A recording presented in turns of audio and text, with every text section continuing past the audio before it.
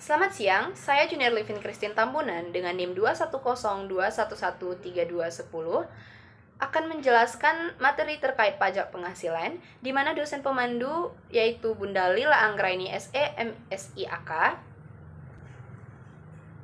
Nah, terlebih dahulu di sini saya akan menjelaskan tentang pengertian pajak penghasilan. Apa itu pajak penghasilan? Pajak penghasilan adalah pajak yang dibebankan atas suatu penghasilan yang diperoleh wajib pajak yang telah memiliki NPWP, di mana penghasilan yang didapat oleh wajib pajak itu berasal dari Indonesia maupun dari luar negeri. Nah, kita tahu Indonesia adalah negara hukum, di mana setiap aturan dan kebijakan-kebijakan yang telah ditetapkan itu diatur dalam undang-undang. Demikian pula pajak penghasilan. Nah, pajak penghasilan juga diatur dalam undang-undang, yaitu Undang-Undang Nomor 36 Tahun 2008 tentang pajak penghasilan. Nah, materi yang saya akan jelaskan berikutnya itu berdasarkan Undang-Undang Nomor 36 Tahun 2008 tentang pajak penghasilan ini. Nah, ada kategori pajak penghasilan. Ada dua. Yang pertama itu pajak penghasilan yang dikenakan pada wajib pajak orang pribadi yang mana meliputi pegawai, bukan pegawai maupun pengusaha. Yang kedua, pajak penghasilan yang dibebankan atas penghasilan wajib pajak, badan atau perusahaan, hingga objek yang dikenakan pajak penghasilan itu sendiri. Berdasarkan Undang-Undang Nomor 36 Tahun 2008 tadi, telah ditentukan atau ditetapkan subjek pajak penghasilan.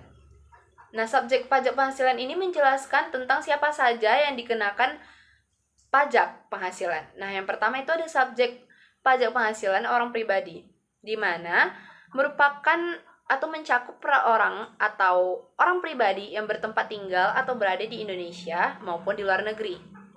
Artinya penghasilan yang didapat orang pribadi ini dikenakan pajak, baik dia di luar negeri ataupun di dalam negeri, seperti itu. Yang kemudian ada subjek pajak penghasilan badan. Subjek pajak penghasilan badan ini merupakan badan atau orang sebagai satu kesatuan, baik itu yang melakukan usaha maupun yang tidak melakukan usaha. Yang ketiga ada subjek pajak penghasilan badan usaha tetap atau BUT. BUT ini merupakan bentuk usaha yang dipergunakan oleh subjek pajak luar negeri, baik itu orang pribadi maupun badan. Berdasarkan Undang-Undang Nomor 36 Tahun 2008 tadi, telah ditentukan apa-apa saja yang termasuk dalam BUT. Itu ada tempat kedudukan manajemen, ada cabang perusahaan, kantor perwakilan, gedung kantor, pabrik, bengkel, gudang, dan lain sebagainya. Nah, yang keempat itu ada subjek pajak dalam negeri atau disingkat SPDN. Nah, SPDN ini dibagi dua, ada orang pribadi dan badan. Orang pribadi yang dimaksud dalam SPDN ini adalah orang pribadi yang berada di Indonesia lebih dari 183 hari per tahun. Di mana artinya orang tersebut bekerja di Indonesia lebih dari 183 hari per tahun dan mendapatkan penghasilan dari Indonesia. Oleh sebab itu, orang pribadi yang dimaksud dalam SPDN ini merupakan salah satu subjek pajak penghasilan. Kemudian, kan tadi saya sebutkan ada dua. Nah, yang pertama, yang tadi orang pribadi dan berikutnya ada badan. Badan yang dimaksud dalam SPDN ini adalah badan yang didirikan atau bertempat kedudukan di Indonesia, kecuali unit tertentu dari badan pemerintah yang memenuhi kriteria. Subjek pajak penghasilan berikutnya, yang kelima, ada subjek pajak luar negeri atau disingkat SPLN. Sama halnya dengan SPDN, SPLN ini juga dibagi dua. Ada orang pribadi dan ada badan. Nah, orang pribadi dalam SPLN ini yang dimaksud adalah orang pribadi yang berada di Indonesia tidak lebih dari 183 hari per tahun. Nah, saya sebutkan tadi kan ada dua, ada orang pribadi dan ada badan. Nah, yang kedua ada badan. Badan dalam SPLN ini yang dimaksud adalah badan yang tidak didirikan di Indonesia atau tidak juga bertempat tinggal di Indonesia, yang menjalankan usaha atau melakukan kegiatan melalui bentuk usaha tetap di Indonesia. Untuk memperjelas tentang SPLN dan SPDN tadi, saya membuat tabel. Nah, di sini ada SPLN dan SPDN saya sebutkan sebagai status subjek pajak orang pribadi WNI. Kemudian ada sumber penghasilan dari luar negeri dan sumber penghasilan dari Indonesia. Nah, SPLN tadi kan ada orang pribadi dan badan. Nah, jika orang pribadi atau badan tersebut mendapatkan sumber penghasilan dari luar Indonesia, maka penghasilannya tersebut tidak dikenai pajak penghasilan di Indonesia. Tetapi, jika orang pribadi atau badan dalam SPLN ini mendapatkan penghasilan dari Indonesia, maka penghasilan tersebut akan dikenai pajak penghasilan sesuai ketentuan perundang-undangan di bidang perpajakan yang berlaku. Berbeda dengan SPLN, SPDN kan tadi juga sama, ada orang pribadi dan badan. Tetapi orang pribadi atau badan ini dalam SPDN ini, kalau misalnya dia mendapatkan pendapatan dari luar Indonesia, dia akan tetap dikenai pajak penghasilan sesuai ketentuan perundang-undangan di bidang perpajakan yang berlaku. Dan juga kalau misalnya dia mendapatkan sumber penghasilan dari Indonesia, tetap dikenakan pajak penghasilan sesuai ketentuan perundang-undangan di bidang perpajakan yang berlaku. Nah, misalnya SPDN yang saya jelaskan di sini, kan tadi saya sebutkan bahwa kalau SPDN ini adalah orang pribadi yang bertempat tinggal lebih dari 183 hari per tahun di Indonesia. Nah, misalkan saya WNI, saya sejak lahir bersekolah dan bekerja ada di Indonesia. Nah, dapat dikatakan bahwa saya lebih dari 183 hari per tahun di Indonesia, ya kan? Sehingga penghasilan yang saya dapatkan dari Indonesia itu dikenai pajak. Nah, itu sebagai WNI. Coba sebagai WNA. Nah, ada Justin. Justin itu merupakan WNA yang bekerja di Indonesia lebih dari 183 hari per tahun. Sehingga penghasilannya itu juga dikenakan pajak karena dia udah ada di Indonesia dan penghasilan yang didapatkannya itu dari Indonesia juga. Tapi kalau misalnya SPLN, saya jelaskan tadi SPLN ini kan dia tidak bertempat tinggal, tidak dalam 183 hari per tahun. Nah, misalkan saya WNI, saya adalah WNI, warga negara Indonesia, tetapi saya bekerja di luar negeri lebih dari 183 hari dan saya tidak bertempat tinggal selama 183 hari di Indonesia. Nah, penghasilan yang saya dapatkan dari luar negeri tersebut itu tidak akan dikenai pajak penghasilan di Indonesia. Tetapi kalau misalnya saya tidak bertempat tinggal selama 183 hari nih di Indonesia, tetapi saya mendapatkan penghasilan dalam kurun waktu kurang dari 183 tadi dari Indonesia, maka penghasilan yang saya dapatkan dari Indonesia tersebut dikenai pajak berdasarkan ketentuan undang-undang yang berlaku. Nah, tadi kan saya sudah menjelaskan tentang pengertian, kategori, dan subjek pajak penghasilan. Nah, di sini saya akan menjelaskan tentang objek pajak penghasilan. Objek pajak penghasilan yang saya tuliskan di sini merupakan atau berdasarkan dalam Undang-Undang Nomor 36 Tahun 2008 tadi. Objek pajak penghasilan ini artinya sumber penghasilan apa saja yang dikenai pajak penghasilan.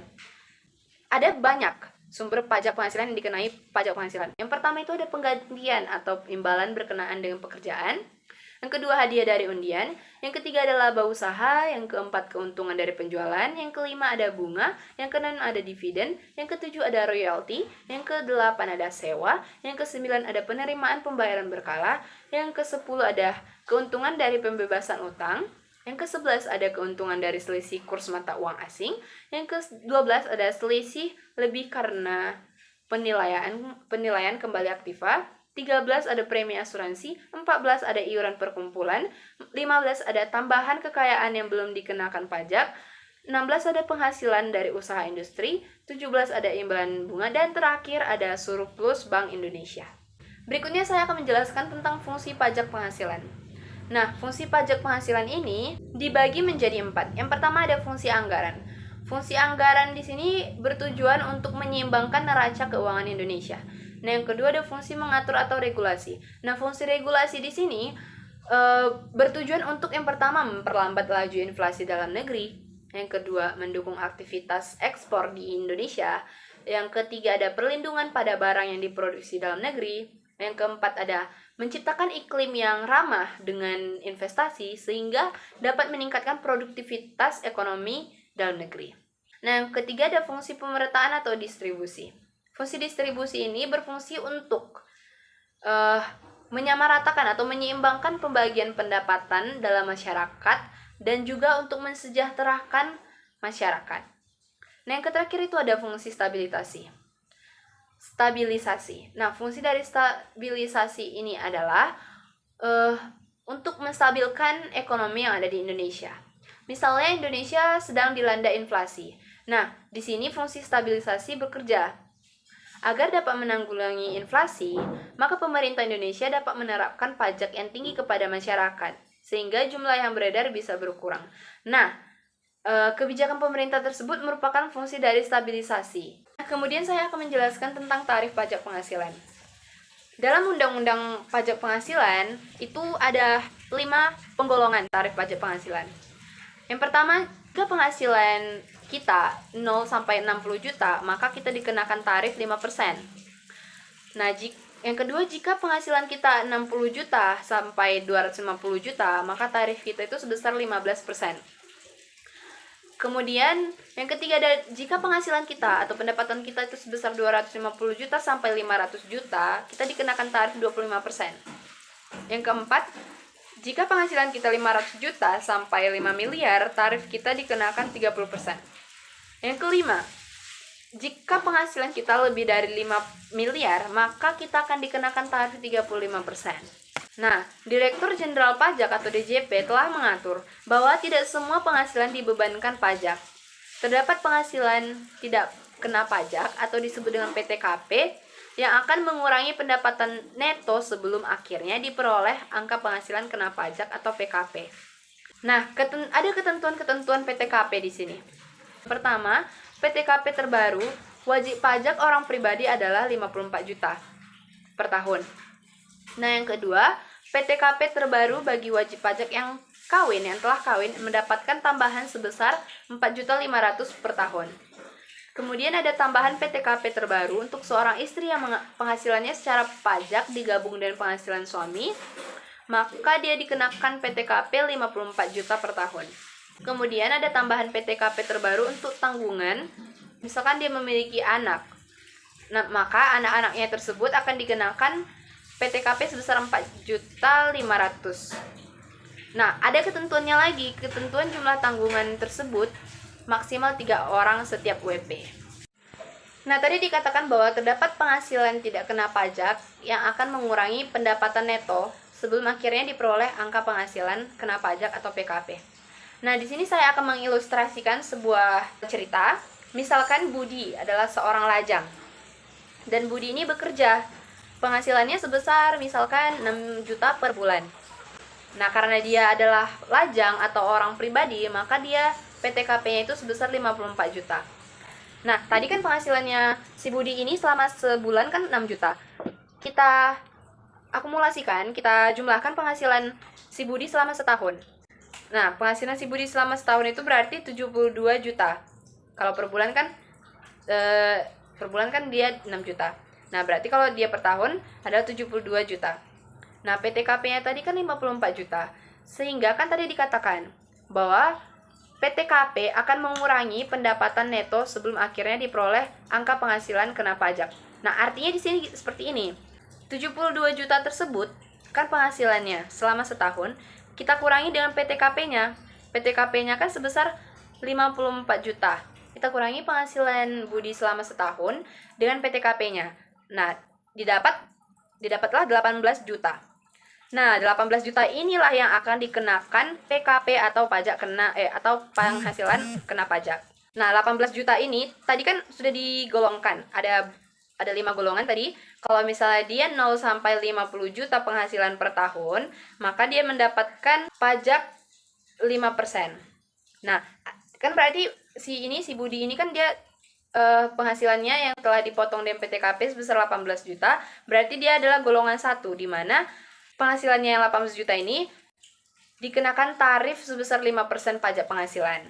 Nah, kalau misalnya itu kan tadi si Budinya itu adalah orang pribadi. Nah, kalau misalnya si Budinya ini adalah orang yang sudah memiliki pasangan atau dia sudah menikah, maka statusnya kan tidak orang pribadi lagi. Dengan berubahnya status ini, maka bertambah pula lah PTKP-nya sebesar 4.500.000 karena dia sudah menikah. Nah, dari yang 54 juta tadi, orang pribadi tadi, PTKP orang pribadi tadi ditambah dengan 4.500.000 karena dia telah menikah. Karena si Budi sudah menikah, maka PTKP-nya bertambah menjadi 59.500.000. Nah, penghasilan Budi per tahun tadi dikurangi dengan PTKP-nya. PTKP-nya tadi kan karena dia sudah menikah menjadi 59.500.000. Jadi 72 juta dikurangi 59.500.000 didapat 12.500.000. Nah, 12.500.000 inilah yang dikenakan pajak sebesar 5%. Beda lagi kalau misalnya dia sudah memiliki anak, seperti ketentuannya kan kalau misalnya dia memiliki misalnya kan si Budi ini kan udah menikah nih, dia punya anak 5, maka hanya 3 sajalah yang dikenakan PTKP, selebihnya tidak, karena sudah merupakan ketentuan.